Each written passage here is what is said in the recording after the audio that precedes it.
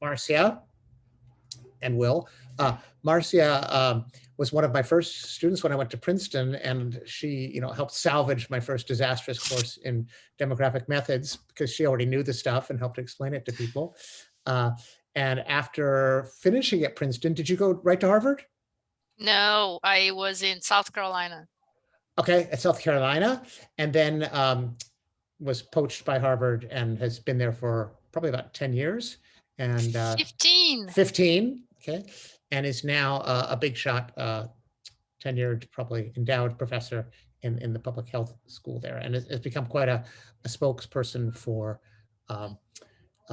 science in the context of the Brazilian health crisis, first with Zika a couple of years ago, where she gave a brown bag at Berkeley on that, and now, of course, with COVID. Yeah, the one thing that makes me proud is I have the same endowed chair that Kifitz had. Wow. Okay. Doesn't make me any close to Kifitz, but I'm really proud to have that. That's pretty cool. Pretty cool. And Will also has an endowed chair. I know that he's the Kaiser professor of what, Will? In public health or of economics? It's in public health. In public health. Will, I don't know his pre-faculty career, but began his faculty career at North Carolina. Is that right, Will? That's right. Yeah. And in that big pop center there. And since coming to Berkeley, I think probably 5 or 10 years before I did, he kind of helped set up a lot of our, he was the inspiration for starting our pop center here, and has really, really strengthened the ties between public health and demography, which has kind of been latent for a long time, but now really strong. And Will's actually a joint professor now. He has an appointment as a faculty member in demography as well as public health. And Will's an economist, but who's been working in this space for a long time. It's involved in tons of different types of research. I'll just mention 2 projects that I've heard a lot about lately. One is he's doing a project on cognitive aging in the Caribbean and Central America, with a big international team looking basically at cognitive senescence in the non-super rich, super studied countries, a subset of them. So he has a big international project on that. And then much closer to home, he's been in the news a lot for his studies of I believe it's minimum wage and government support of individuals and what that's done to health generally, and also specific outcomes. So that's super relevant, I think, especially for the current COVID. Okay, so we're just waiting for Ron. Let's just begin, because Ron has his own standalone presentation, and if and when he joins, he can do that. Okay, so Marcia, take it away. All right, let me share. Oh, I cannot share my screen. Can you allow me to? Oh, so Ron is getting invalid ID. Can somebody maybe call him up and help him? I don't know. Casey, is this your session? Yeah.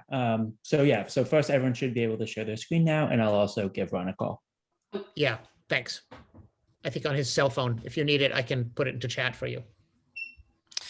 Okay, so briefly, what I'm going to do is to talk a little bit about how formal demography is actually essential to what we do in public health. And I'm going to talk about 3 big things. One is denominators and population counts. We cannot do anything in public health without that.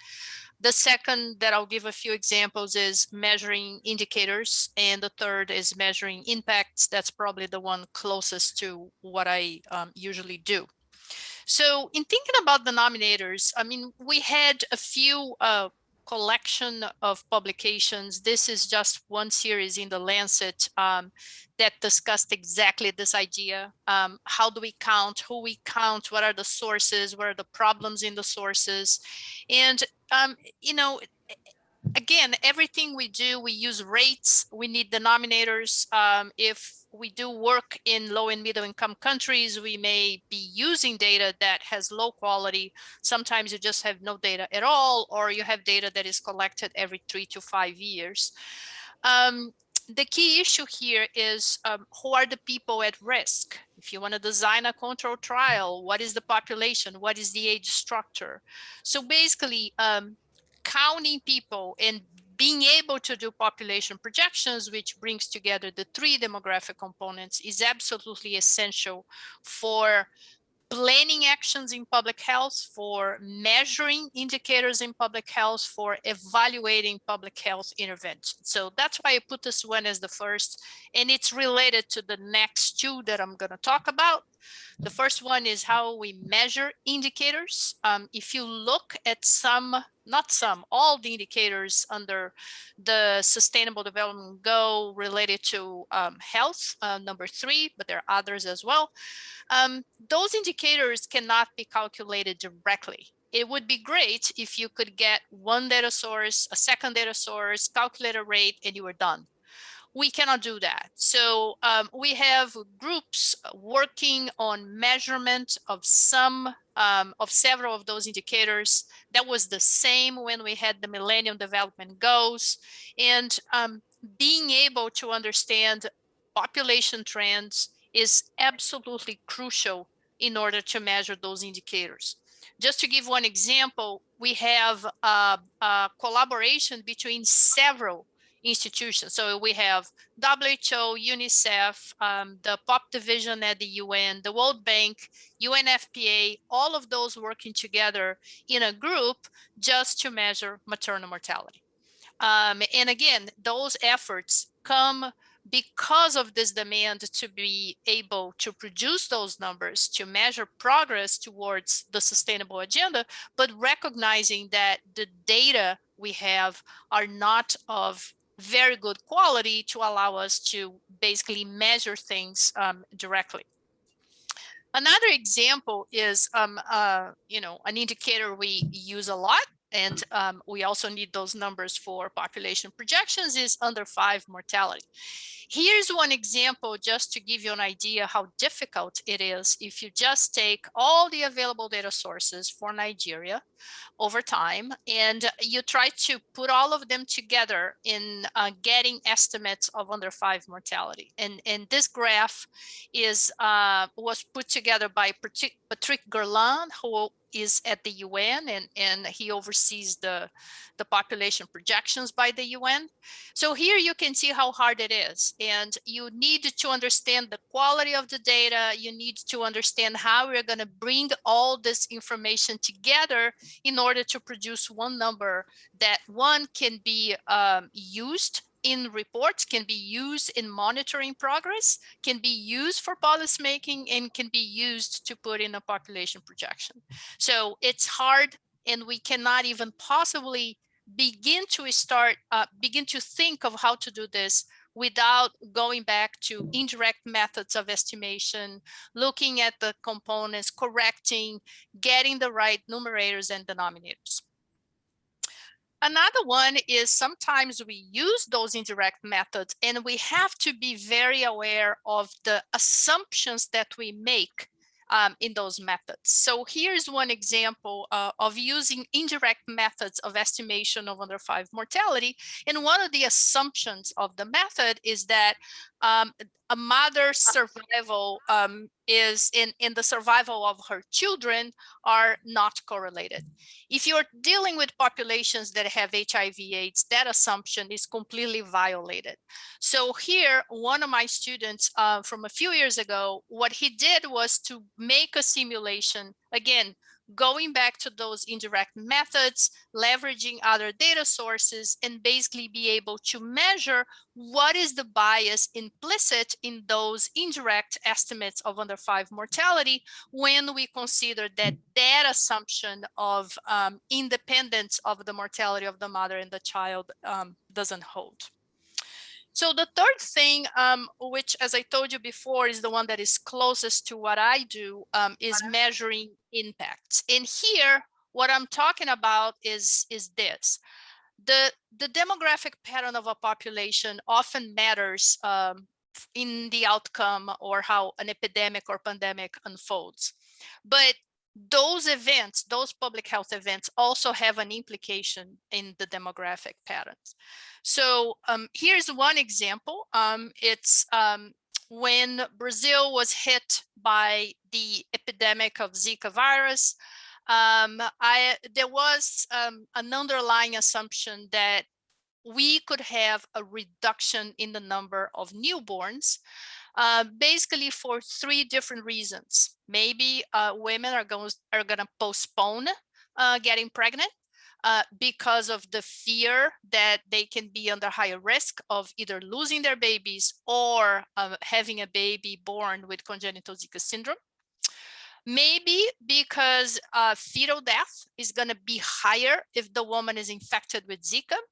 And the third one is maybe women are just going to have abortions, although abortion was not legally permitted in Brazil, because they either had an ultrasound and saw that the baby had a problem, or because they feel like they had Zika and they decided to have an abortion.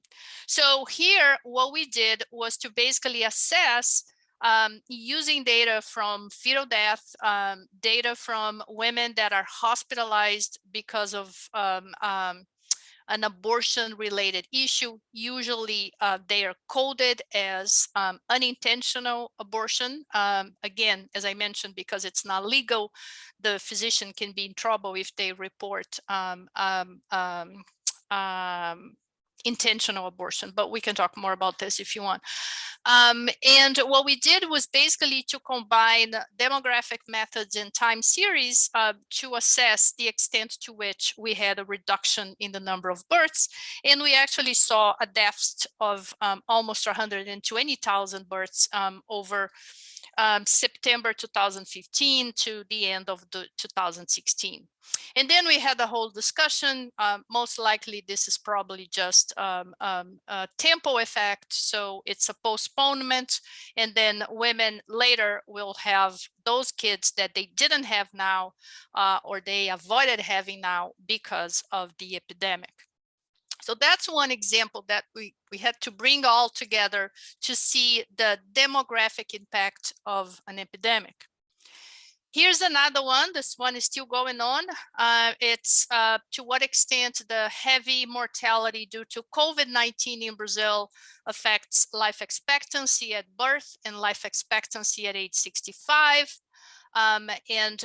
You know, in full disclosure, I'm revising all those numbers right now. But basically, what we did was to get the number of deaths by age, by sex, by state in Brazil. And then we basically estimated the reduction in 2020 because of COVID-19 mortality. And then we also assess the extent to which the gap in life expectancy between males and females increased or decreased, and to what extent the regional gap. So if you look at the state with the highest and the lowest life expectancy, does that change? And we wanted to see this because we know that there is a clear spatial pattern in who suffers the higher burden or the less burden.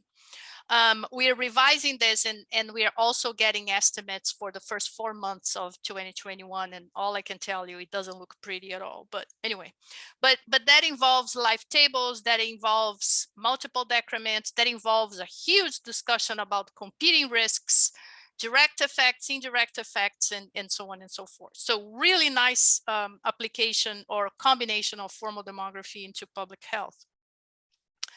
Another one, and Josh is going to recognize this. Josh and Ken and Tom published this very nice paper where they basically go back to the question, how can we save most lives, but also maximize the number of years life saved with a vaccination campaign? And they show mathematically that if you prioritize those people that are under higher risk of dying, they actually accomplish both things at the same time. And then Bert and I wrote a commentary on his paper, and basically we took data from Brazil and also particularly data from one of the states that have been heavily hit, which is in the heart of the Amazon region. And what we looked at is this really holds However, if the vaccine has lower efficacy at older ages, then this beautiful result may go away. Another important implication of this that I'm looking at now is that when we see the map of who got vaccinated by zip codes, for example, what we can see is that people that suffer, the areas that suffer high mortality are the ones where you have less people vaccinated. And those are the most vulnerable, the poor people, and they're having huge constraints in, for example, taking a day off their jobs to get the vaccine. So another thing to think about is, as beautiful as those mathematical models are, there is an issue about unequal access to vaccination that can completely ruin those beautiful mathematical proofs that we see in those studies. Marcia, I think we should probably wrap up. It's the last soon. one. Do you want to say one more thing? Okay. It's the last one. The last one is also with vaccines. And here what we did was a simple a way to assess to what extent either the proportionate mortality or the ratio between mortality rates of the elderly against the rest of the population is changing over time. And what we can see is in about eight weeks of vaccination in Brazil, we already can see a decline. So that's it. Thank you. Super. Thank you so much, Marcia. Putting together some things we've seen earlier in the workshop, along with totally new findings. Our next speaker is going to be Will Dow, who told us right before the meeting that his topic is going to be thinking about how comparing and contrasting the ways formal models are used in demography, one of his loves, and economics, another of his loves. All right, well, thank you. Let's see if I can share a screen here. Can you see my screen? We can, and we started a little bit late, so I hope we'll be able to extend a little bit beyond our 2 o'clock hour. So that's just a note. If that's not true. I'm actually going to be fairly brief. As I said earlier, I was originally going to be presenting something empirical related to some of the deaths of despair work that I've been doing, but I thought I'd spare you at this late hour on a Friday afternoon after a long week. But I should start by saying that I'm not a formal demographer. I've never been trained in formal demography, but I've really had the pleasure of collaborating with formal demographers. And one of the projects that I've spent many years on has been in Costa Rica with Luis Rosero-Bixby, who's a sort of formal demographer, one of the leading Latin American formal demographers, I would say. And I was sort of interested in understanding why it is that Costa Ricans have such high longevity despite being a middle-income country. And Luis has helped to bring the formal tools to this discussion. And one of the first things that you have to ask is, well, does Costa Rica actually have high longevity?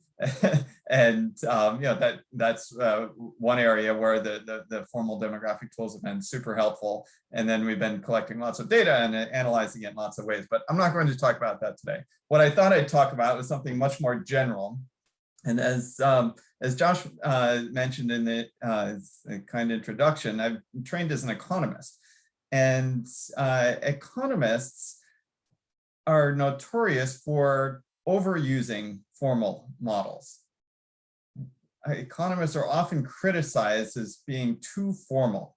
And I thought I would just comment on that a little bit and think about the contrast between how we use formal models in economics versus how they're used in demography. And I'll end with a couple of questions that I'd love people to just sort of comment on, but to sort of get you thinking about this. And one of the people who sort of wrote, I think, a sort of helpful piece on this that I like to cite and have my students read is Paul Krugman, who as many people know, he won a Nobel Prize in economics, largely for his theoretical formal work and not for his empirical work. And now he's New York Times columnist, and he writes for the general public. but he wrote a piece back 20 years ago called Two Cheers for Formalism in Economics. And he talked about three types of attacks that people often make on the use of very math-heavy formalism in economics, which tends to use very axiomatic, theoretical models. And one type of attack that people have on this work is just a fairly uninformed attack. They're attacking a straw man. They say, well, all economics is using these ridiculous models. Well, actually, that's not true. And the vast majority of economics doesn't use these. So we can sort of set that set aside very quickly. I think that's sort of silly kind of attack. Most economics is nowadays, either fairly empirical or else, uses non-formal ways of discussing things. And then there's a set of ideological attacks by people who often aren't objecting to formalism itself. They're objecting to the underlying neoclassical assumptions that are baked into much of the economics models that have been applied in the last 50 plus years. And I actually think that that's a counterproductive argument, because the formalism actually helps to clarify what assumptions are underlying an argument in a model. And you have to be careful about understanding what those assumptions are and what the implications are. But the formalism is actually super helpful for understanding what assumptions you have baked into any kind of a model. So then there's a third type of critique that I would call sort of a gatekeeping type of attack, that economists use this arcane language and non-economists can't understand it. And you're sort of keeping people out. Well, every profession out there has language that's used within the profession. And that's actually quite important, to have precise language which is well understood by everyone within the profession, in order for people within the profession to be able to communicate and to advance the profession. So I don't think that's unique to formalism or unique to economics, although some people without a math background, maybe there are high barriers to entry. But then we ask, well, why did Paul say that only 2 cheers for economics? Well, first of all, what he points out is that any worthwhile idea that you're presenting formally with sort of formal math-based models should always be translatable back to plain English. So you should be able to engage in what he calls sophisticated informality in communicating this. But the knock is that there are too few economists who are invested in this kind of translation work. And so the economists are too busy talking to each other, and then they just try to communicate only the results back to the rest of the world, and not communicating the sort of underlying nuances of the arguments for why their particular results. And I would say that in demography, I think there's always a danger that as we get into more sophisticated sort of models, that's also going to be the case. I think that there are many more demographers who are working across disciplines, and so have learned to communicate across disciplines. But as we get down into that smaller segment of demography that's using these formal models, I do think that it's really important to continue to explain those formal models in very clear, plain language. So that's sort of one set of observations on economics that I think is useful for thinking about what we call sort of formal demography. So let me think about how economics versus demography tends to use this formalism. And so I'm going to make some very broad-brushed characterizations. One is that in formal economics, primarily what economists are doing is they're creating conceptual models that are used to make sense of the world. And so there's a premium on very concise, stylized models. So these are not models that are intended to be estimated or used to develop actual numbers necessarily. So this is what a lot of the economics field is doing, that's theory-based, right? There's a huge portion of the economics field which is essentially atheoretical, but once we, particularly as we get into microeconomics, a lot of these models are about generating testable hypotheses. And the empirical work that's done related to that theory is to try to test those hypotheses. Right? So that's very different from the way that a lot of the demography is done. There is some what we call structural estimation, where people are trying to calibrate these models, estimating the sort of deep underlying parameters, and then using those for simulation and prediction. And that gets a little bit closer to what we think of in demography, but demography tends to be much more at a sort of macro level in the way that many of these models are being discussed. And I'm glad that Ron's here and he can sort of comment on this. So as we get into the macro world, I think there's a greater use of theory for estimable structural models. And so some of these are used for macroeconomic forecasting, et cetera.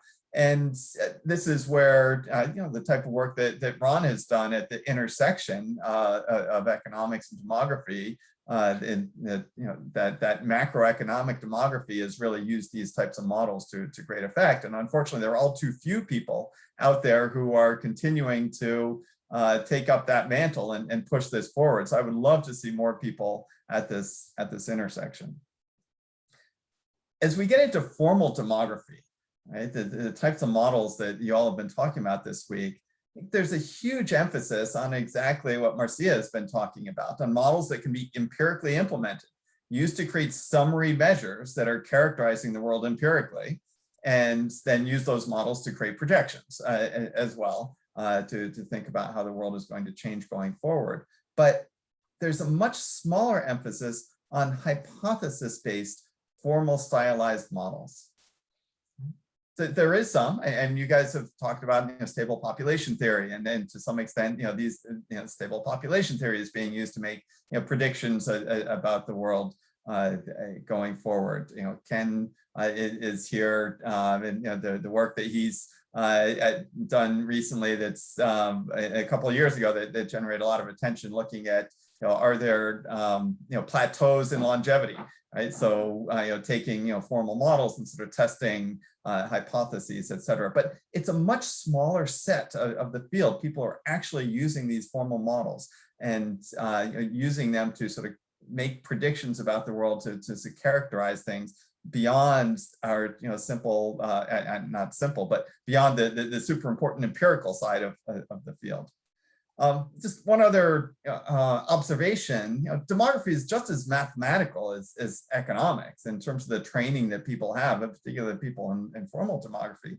But formal demography is much less frequently used in normative policy arguments. So economists tend to get much deeper into normative arguments, so using these models to talk about what we ought to be doing for policy. Demography, not only does it have the rap of being atheoretical, it has this strength of, I think, being some more objective in some sense. And this contrasts with my many colleagues in epidemiology who are answering trying to answer very similar questions, but from a very policy-oriented lens. But demography tends less to be. And is that something cultural? Or is there something fundamental about what we haven't done in terms of the way that we've been developing formal models that are more sort of hypothesis-based, really trying to think about how the world works and how it ought to be? And so those are two questions I'll just sort of throw out, and I'd love to get people's thoughts on these. So I will stop there to allow time for Ron and for questions.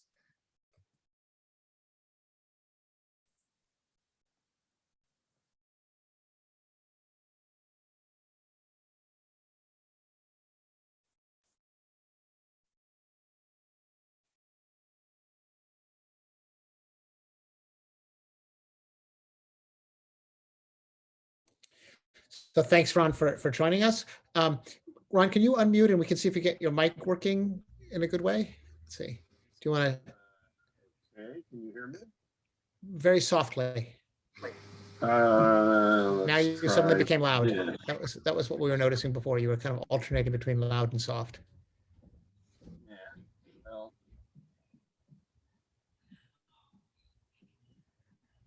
wish I could get into presentation. Okay, I will try to keep facing and So when I started as a graduate student at Berkeley, I learned formal demography, and formal demography has a kind of deterministic dynamics that comes out of population age distribution. And then I was also learning statistics and econometrics, and there, mostly it was not about deterministic dynamics, but there were random errors introduced at the very beginning. And these were very different ways of looking at the world, trying to understand it, and different ways of thinking about dynamics and forecasting. And I had a difficult time understanding how I could bring these two approaches together that seemed very different. And that gave me an itch that I've spent a long time scratching. I'm going to start here with a very simple model, a demographic model of births, a trajectory of births, where we have births now as a function of births in past. And these p's are all net maternity function coming from survival, from birth day J and from fertility at A day. And so we can use this recursively and generate a new trajectory of births going forward. And we know that will oscillate a little bit and then pretty quickly converge to exponential growth, a stable age distribution.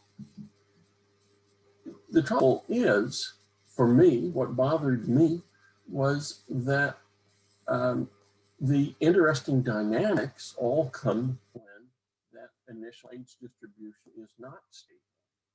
When the previous births do not fall on an exponential path.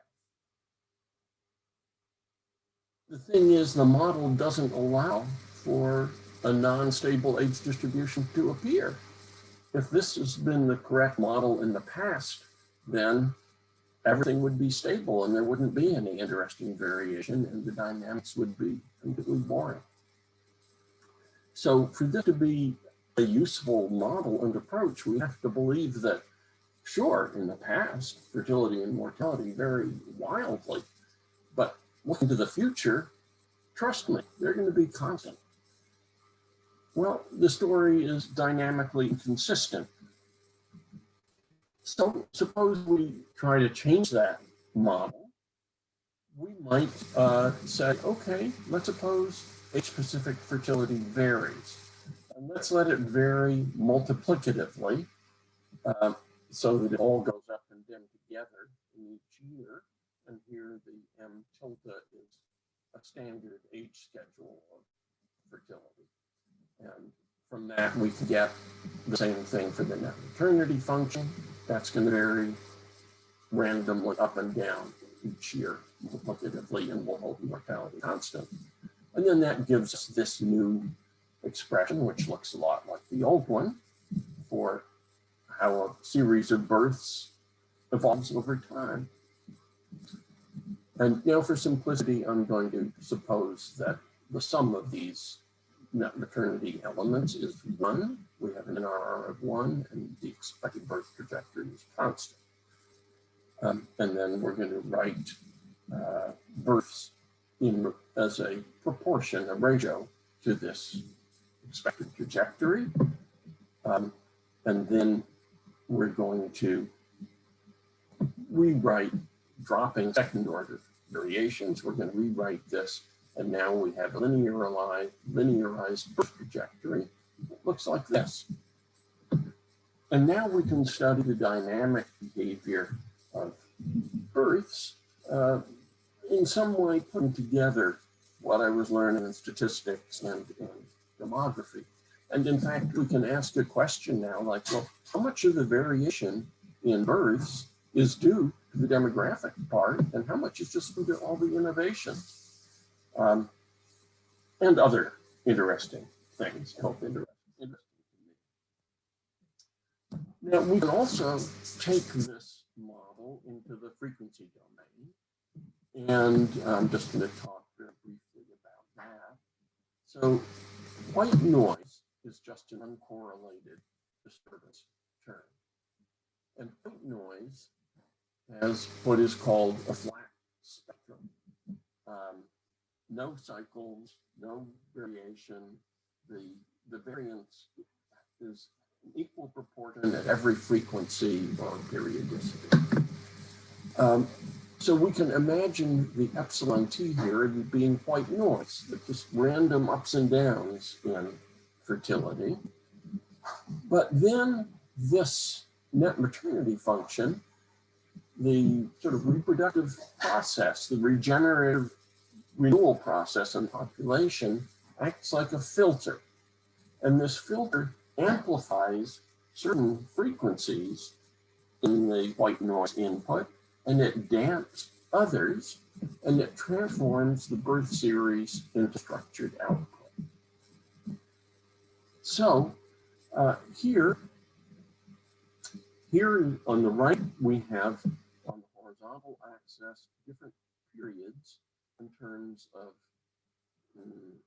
cycle length, or long run at this end and short run at this end. And here is the flat spectrum of this white noise, hypothesized white line noise input to the reproductive process. And then this is the theoretical the spectrum of the births that result. And the key thing here is, we see this peak at what turns out to be 1 generation long, corresponding to what you would get in the deterministic analysis if you look at the eigenvectors, eigenvalues of the Leslie matrix. But this is in a now stochastic context. And this is based on vital rates estimated in a parish in France in the 18th century, I believe, the first parish rate reconstitution study was ever done. And this is showing the filtering process. Now, disturbances aren't actually white noise. So here they're assumed to be somewhat autocorrelated, and there's a new theoretical spectrum derived, but in the same way. And then this is an estimated spectrum of an actual series of baptisms in the parish Culloden in England over a 3-year period. And what you see here is, let's see, the interesting point is that the theoretical spectrum showing a cycle length of roughly 33 years, a generation, corresponds to something in the actual empirical spectrum that's estimated from the actual baptisms. Now, it doesn't look much different than all the other little wiggles, but the amount of energy here, the amount of variance is vastly much greater. It's a factor of 10 or 100 greater than these earlier ones. So it probably means something. That's showing something in the demography that's explaining something salient in the dynamics. Now we might look to introduce a little economics then in random stochastic noise. We could say, think of it like as Easterlin did the baby boom and baby bust in the US, or we could think of it as Malthus did, in the sense that if there's an unusually large cohort or generation or proportion of the population in the labor force, then you might think that, wages will then lower, per capita incomes will be lower for those workers, and then consequently, perhaps fertility will be lower. There's negative feedback in the system, we can assume. And that negative feedback might be relatively weak, that's the beta equals 0.5, or it might be relatively strong, beta equals 1.0, or it could be much stronger still. The beta equals 0 is just what we saw before. Well, then we look at this, and as I say over here, sadly, these are all very similar. until you get to very low frequencies, very long periods. But you really have to have centuries of data before you can see that, oh, these three hypotheses produce different dynamic behavior. You can't see it unless you have very long. Okay. And you can also discover, generate a US baby boom and baby bust, as in the Easterlund hypothesis. Beta is going to have to be something like 7, incredibly high, much higher than anything I've estimated for actual feedback in actual economic demographic systems. All right, well, that's just an example of some of the scratching of that itch that I've done, but that then led me, that itch, to demographic crises I talked about this morning, inverse projection, the Lee-Carter mortality forecasting model, stochastic population forecasts, economic growth in age-structured population, and some of the stuff Will was talking about, national transfer accounts, and evolutionary biodemography. They've all kind of derived from that original work and the original interest, how you put together the dynamics of demography in age-structured populations with the economy and biology and evolutionary theory. So, thank you. Super. Thanks so much, Ron. And thank you to the participants for listening carefully. I know Ron's microphone was having a few problems, but he had the redundancy built in of his slides. So if you do have questions and there was something you didn't hear, feel free to ask a question about that. And if you were able to absorb, if you have, of course, questions to what he did say, let's start getting that in. Okay, I'm seeing a couple of questions already in chat. I'm just going to call on people rather than read these questions and have them try to enunciate it themselves. Let's start with Benjamin.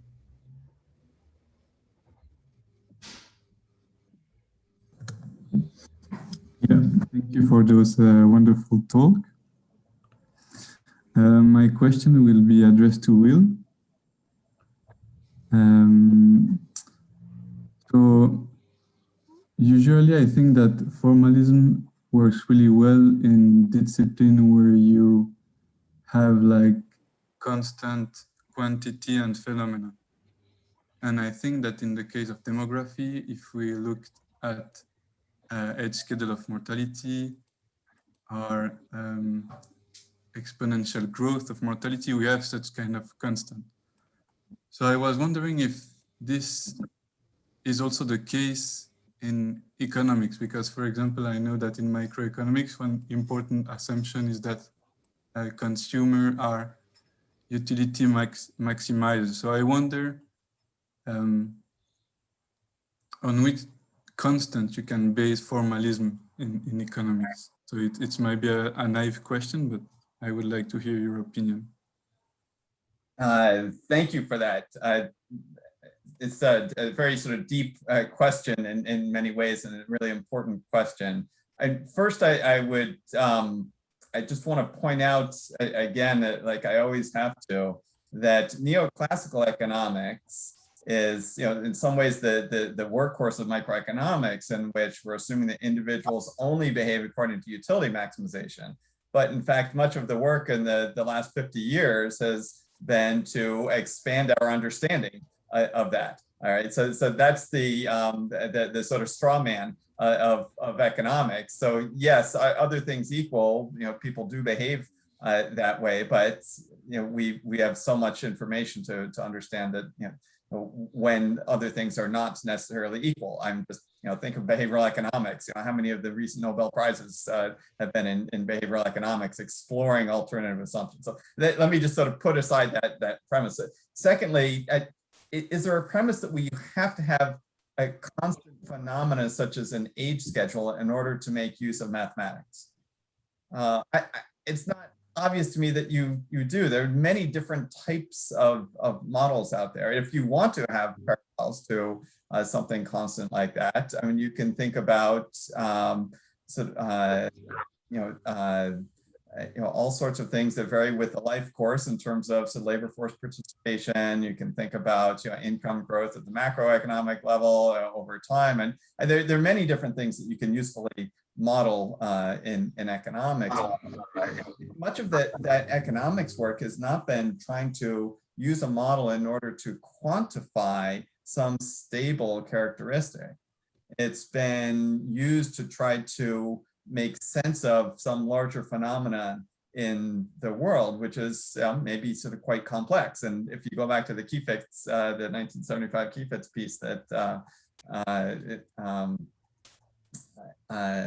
Josh linked to in the chat, I mean, many of the areas that he's talking about that theory can be useful for are not about individual stable phenomenon like that. Can I just to that last discussion of stable of constant age structure, you see in what Ron was presenting that he actually said, I don't want to have everything just be variable, so I'm going to hold the age structure constant of my net maternity function, and then I'm going to let the level vary and see what happens with that. So there's kind of, I think that the strategic decisions of what you assume to hold, what you choose to hold constant, and what kind of variation you want to focus on is a big part of what makes this work or not. So I'm kind of speaking for Ron here, but maybe he can chime in. Am I unmuted? I hope. Yes. Yeah. As I'm thinking about this really good question, it seems to me really the only two, optimization in economic utility or profits or something, okay, is one circumstance in which you get this kind of driving fundamental assumption. And in evolution, maximizing or raising reproductive fitness is another. Outside of those two contexts, I'm having a hard time thinking of anything that is comparable in other fields. And of course, we know in economics it's often not a very good assumption, although we make it all the time. So it's a really good question. I guess sometimes we borrow that kind of assumption if we do evolutionary biodemography, and borrowing it from evolution. If we do economic demography, we're sometimes borrowing maximization of utility from guide individual decision-making from economics. But for the most part,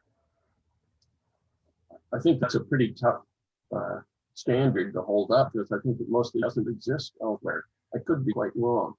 I bet Ken has something to say about physics or other areas where maybe I guess he thinks it would be true as well. Thank you both. Christine, I think you have a question for Marcia. Yes. My question is about whether you can reflect on differences in how researchers mainly rooted in public health or public health schools versus mainly rooted in demography coming out of different disciplines, evaluate or review your research in the kind of area you're working in, or relatedly, how you decide which types of manuscripts to send to which kinds of journals, and what that tells us about these fields and the overlap or disjunctures between them. An intellectual question and a practical question for everyone on this call. Yeah, so let me start from the last question, which is easier to answer. So how I decide the journals. So first of all, being in the School of Public Health, it's a completely different way of working. We have to raise our salary with grants, right? And we have to publish like nuts. And that's why we raise funds, we hire students to work with us. So if I was in FAS, like a sociology, demography kind of program, would be teaching 2 and 2 courses. I probably could publish, I don't know how many papers per year will be fine. In public health, if you publish less than 25 a year, you're probably in trouble. And if you publish in demography journals, they're not even gonna like that. So that's why I decided to answer the second question first. I had a way to go. It was not even an option. It's you gotta publish in public health journals. They better be high impact, or you're gonna be crushed when you go up for review for tenure. And you know what I decided to do is do it in a way that I still have a lot of social sciences in whatever I'm doing. And that's fine. And I have to tell you, I haven't really been publishing in demography kind of journals. I think I have a handful or less than that, but it's mainly high impact public health journals. But that's what the field demanded from me. Once you get tenure, you can do whatever you want. So now I have more freedom, but you cannot let things down, because even when you submit for grants coming from public health, people evaluate that. As for the first question, I really didn't feel much of a difference, because, for example, when I give a talk in a demography sociology, I bring all the social science. I bring all the background. I'm not converted into that kind of person that writes 3,000 words and forget all the context. No, I don't think I'll ever become a person like that. So I never had an issue. And again, I come from OPR. I did the straight demography program, and I've been doing multidisciplinary stuff since the very beginning. So I think I learned to navigate that. So I don't have a problem with the first one. And the second was just, I didn't have an option. I wanted to ask Ron a question, kind of linking this kind of theory and empirical estimation that Will was asking. So in one of the examples you gave us, the one at the end, I think, with the, you don't see the difference between these different betas until you go out 300 years, or with the Easterlin cycles, those both sound to me kind of like unsuccessful, in the sense that if I had discovered this, it would be like, oh, that's too bad. My theory didn't pan out, and I would be discouraged. But my impression from your career is that your failures have intellectually, what I'm calling the things that didn't turn out to be descriptions of the empirical world, turned out to be just as useful in your intellectual development and progress as the things that did fit. In some ways, the value of it was the intellectual framework that you built, which you got to use later, whether or not it fit in the particular case you were studying. Yeah, well, I felt that all of these things certainly improved my understanding of the world, which is what I really wanted to do. So from seeing that the population dynamics were very little affected, except over the course of centuries, by a kind of Malthusian feedback of the strength that I think was historically what was there. That was very useful in understanding what's going on in Europe. And much of what you read by economic historians would make you think, gee, there's a Malthusian adjustment occurring over 10 or 20 years or something like that.